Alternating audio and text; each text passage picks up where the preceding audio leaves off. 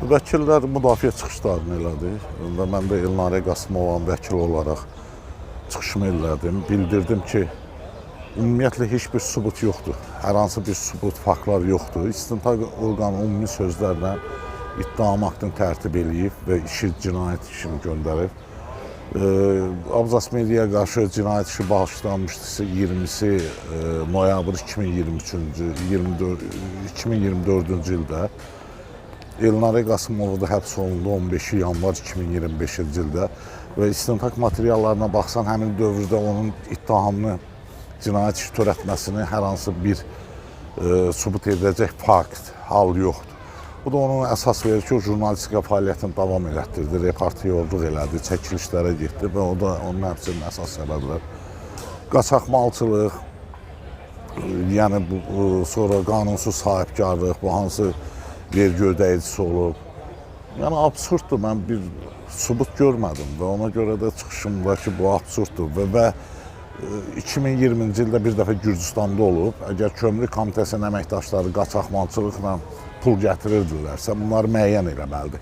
Və yaxud müəyyən eləmirsə, onda belə çıxır ki, güya kömürlük komitəsinin əməkdaşları 51 olub gətiriblər. Biz digər cinayət işlərində, sonra Ali Məhkəmənin plenum qərarında da var ki, qaçaqmalçılıqla ancaq yəni kömürlük məcəlləsində nəzərdə tutulmuş tələbləri pozduqdan sonra sərhədi keçdikdə bu zaman üstündə aşkar olunarsa o qaçaqmalçılıq olar. Çıxışımızı elədik, ona görə bəraət tələb elədim. Əsas yoxdur, sübut yoxdur, hal yoxdur. Bugünkü məhkəmədə müdafiə çıxışları idi. Zaten ötən iclasda dövlət ittihamçısı cəza təklifi ilə çıxış etmişdi və prosedur qaydalara, yəni mərhələlərə görə bugünkü iclasda müdafiə çıxışları olmalı idi.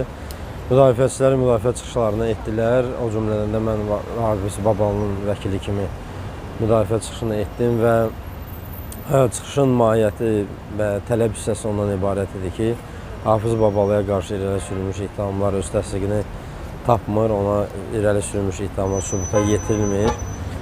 Bu səbəbdən də onun barəsində deməli, bəraət hökmü çıxarılmalıdır.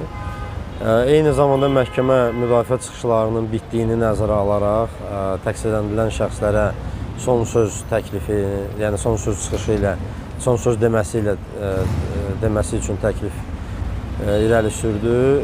Yalnız Hafız Babalı öz son sözünü bildirdi və o da ona verilmiş ittihamlarla razılaşmadığını, heç bir cinayət əməli törətmədiyini və sırf araşdırmaçı jurnalistikaya görə